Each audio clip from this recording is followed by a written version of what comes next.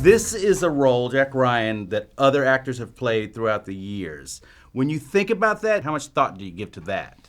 I don't give it much thought. I can't, because I feel like if I sunk into that world of expectations and living up to responsibility, et cetera, et cetera, et cetera, I just lose myself. So I look at the script, keep it simple, try to make it the best I can. What was it about the script that you said, okay, I'll do that?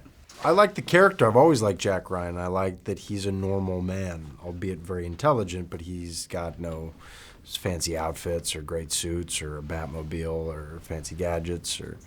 He's a pretty normal guy, and I liked that idea of that kind of guy being thrown into these extraordinary circumstances. Watching the film, I feel like I broke my arm and sprained an ankle.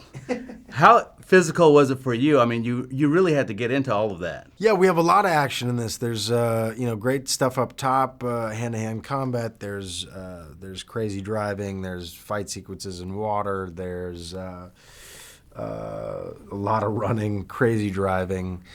But really, for me, it was the most exhausting part about it was all of the non-action stuff. It was trying to keep the plot together and, working with the script for so long, seeing what is the best incarnation of the script possible. How can we make it?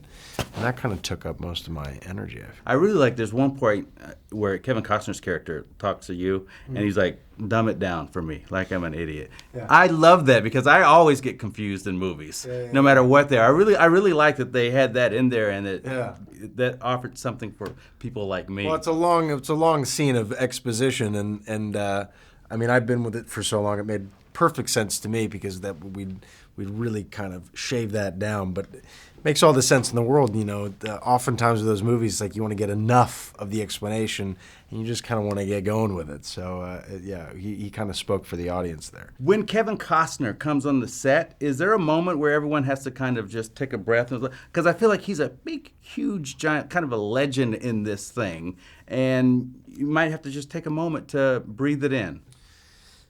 He's Kevin Costner, and you can't help but being starstruck by someone like him. But he's so gracious, and for a guy that could clearly have come in and made it his own show, didn't ever do that, and was always supportive of me and the job I had to do, and I learned a great deal from watching him. And finally, on Kenneth, talk to me about his directing you and what you took away from that relationship. Well, he's an actor, first and foremost, so he knows how to talk to other actors, and that alone is a huge boon, I think, to the movie-making process.